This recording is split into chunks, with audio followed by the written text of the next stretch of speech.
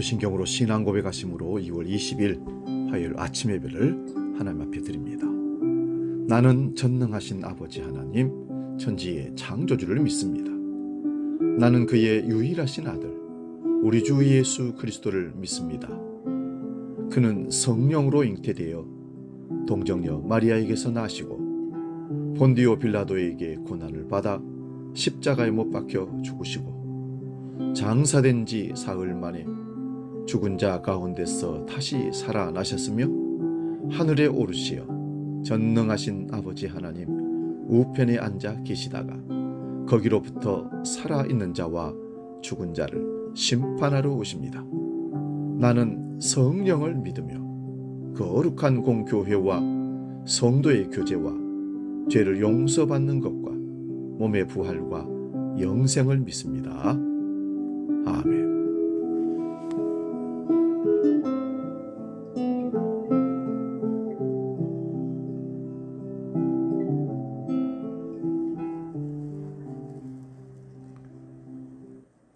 찬송가 395장 자비하신 예수여 함께 찬송합니다.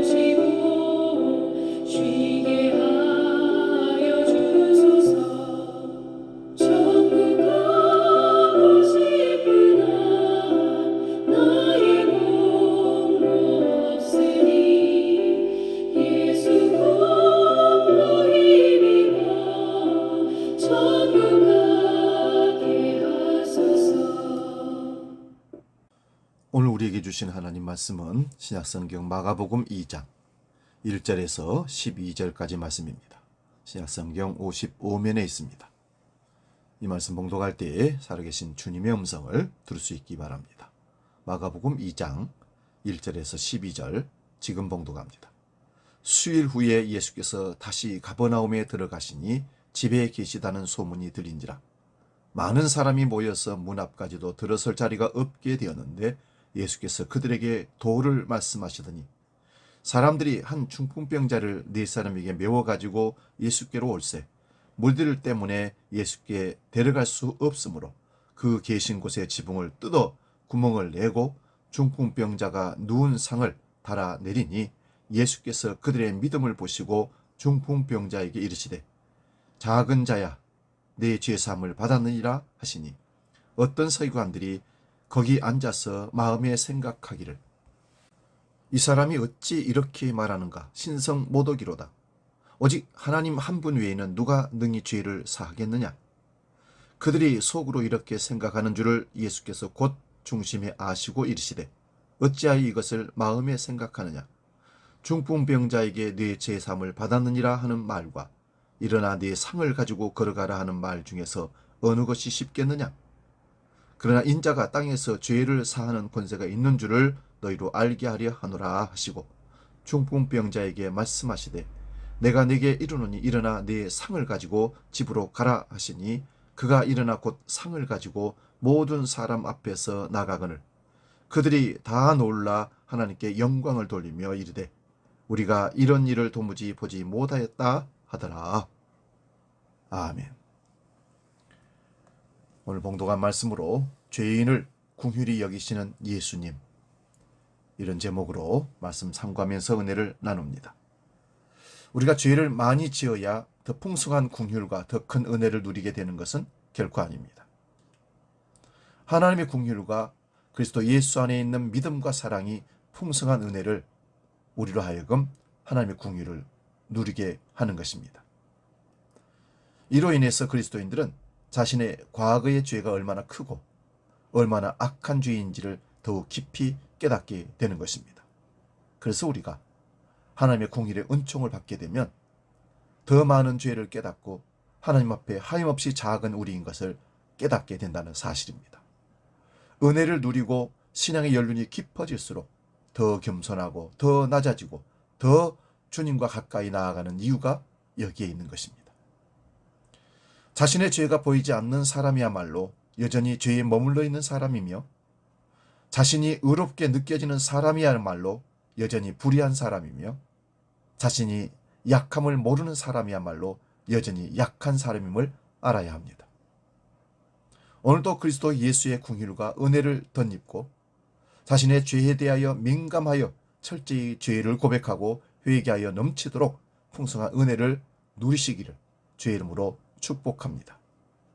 오늘 본문의 한 중풍병자 치료를 위한 네 친구의 사랑이 복음의 말씀을 가르치시는 예수님 앞으로 지붕을 뚫고 중풍병자를 내리는 사건이 나옵니다.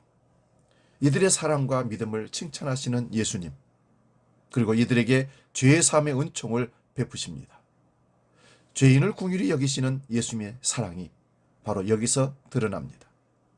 죄 용서와 치유의 은총을 입은 중풍병자, 그는 하나님의 아들 예수 그리스도의 복음의 역사를 통해서 다시 걷게 되는 건강을 회복하고 일어서는 역사가 일어나게 됩니다. 이 일을 통해서 하나님께서 영광을 받으셨습니다. 나는 은혜 베풀 자에게 은혜를 베풀고 긍휼히 여길 자에게 긍휼을 베푸느니라 하나님 말씀하십니다. 엄청난 말씀입니다. 제가 성경을 읽고 공부하고 가르치고 설교하는 사람으로 사는 것을 이런 말씀을 대할 때마다 다행으로 느낍니다. 이 구절에 두 단어가 등장합니다. 은혜와 긍휼입니다. 은혜와 긍휼은 하나님이 함께 하실 때 우리에게 다가오는 생명의 능력입니다. 우리가 하나님의 은혜와 긍휼만 경험할 수 있다면 더 바랄 게 없습니다.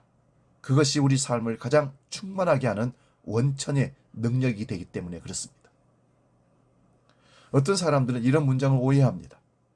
하나님이 폭군처럼 자기 마음대로 은혜를 베풀고 긍휼을 베푼다면 그러면 우리 인간은 허수아비인가 하는 생각이 든다는 겁니다. 기록된 말씀의 문장으로 본다면 그런 느낌이 들겠지만 실제로는 그렇지 않습니다. 오히려 하나님의 사랑이 정말 지극하다는 사실을 우리는 이 말씀을 통해서 알아들어야 합니다.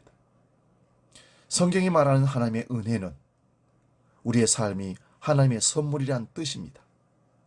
성경을 몰라도 인생을 세심하게 살피면서 사는 사람은 누구나 알고 있는 사실입니다. 만약 그 사실을 느끼지 못한다면 그는 눈과 귀를 닫고 사는 사람이 분명합니다. 문제는 오늘의 시대가 여기에 역행하기에 많은 사람들이 그런 시대 정신에 휩쓸려 산다는 것이 문제입니다. 흔히 말하듯이 이 시대는 생명을 선물이 아니라 자기 소유라고 가르칩니다. 조금이라도 손해를 보면 인생이 거덜날 듯 비명을 지릅니다. 저는 하나님의 은혜를 자주 설교했습니다. 은혜가 성경의 핵심 주제이기 때문에 그렇습니다. 저와 여러분이 이 은혜에 대한 말씀을 잘 알기에 오늘도 길게 말씀을 드리지 않겠습니다. 다만 오늘 본문에 따라서 하나님의 은혜를 베풀 자로 산다는 게 무슨 뜻인지 설명하고 마무리를 하려고 합니다. 하나님의 은혜를 베풀 자는 은혜를 받을 준비를 한 사람입니다.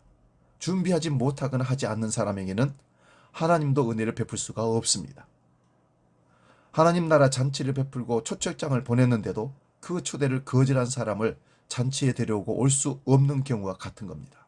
은혜를 받을 준비를 한 사람은 하나님의 은혜를 갈망하는 사람입니다. 이게 말처럼 쉬운 것은 아닙니다. 사람들은 보통 자기가 이룬 업적에, 즉 자랑거리에 매달려 삽니다. 예수 당시에도 예수를 받아들이지 않는 사람들을 한번 보십시오. 인생 업적을 자랑하던 사람들이었습니다. 그런 사람들은 하나님의 은혜를 갈망할 필요가 없습니다. 배가 부른 사람은 옆에 아무리 맛있는 것이 먹을거리가 있어도 먹지 못하는 것과 같습니다. 반면에 예수를 받아들인 사람들은, 믿는 사람들은 그런 인생 업적이 없는 사람들이었습니다. 업적이 없다 하더라도 거기에 매달리지 않는 사람들이었습니다. 이런 사람은 배가 고프기에 거친 음식도 맛있게 먹을 수가 있습니다. 인생을 하나님의 은혜로 아는 사람은 어떤 형편에서도 자기의 삶을 노래하고 즐거워합니다. 존재론으로 감사하고 삶을 이웃과 나눕니다. 하나님은 궁일이 여길 자에게 궁휼을 베푸십니다. 궁휼은 불쌍히 여긴다는 뜻입니다. 자비로 번역해도 되는 단어입니다. 궁휼을 얻어야 한다는 말은 자신이 죄인이란 사실을 인정한다는 뜻입니다.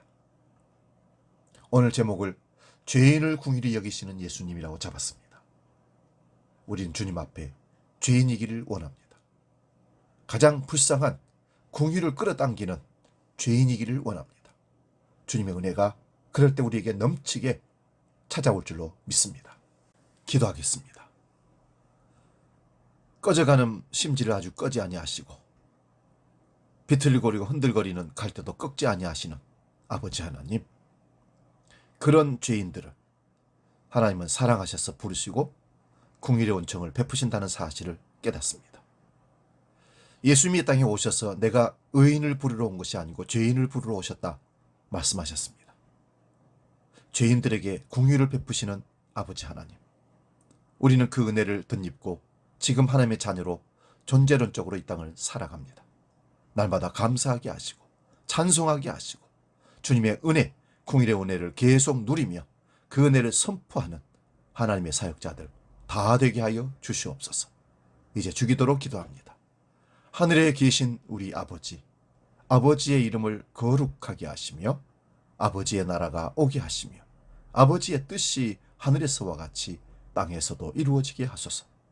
오늘 우리에게 일용할 양식을 주시고 우리가 우리에게 잘못한 사람을 용서하여 준 것 같이 우리 죄를 용서하여 주시고 우리를 시험에 빠지지 않게 하시고 악에서 구하소서. 나라와 권능과 영광이 영원히 아버지의 것입니다. 아멘.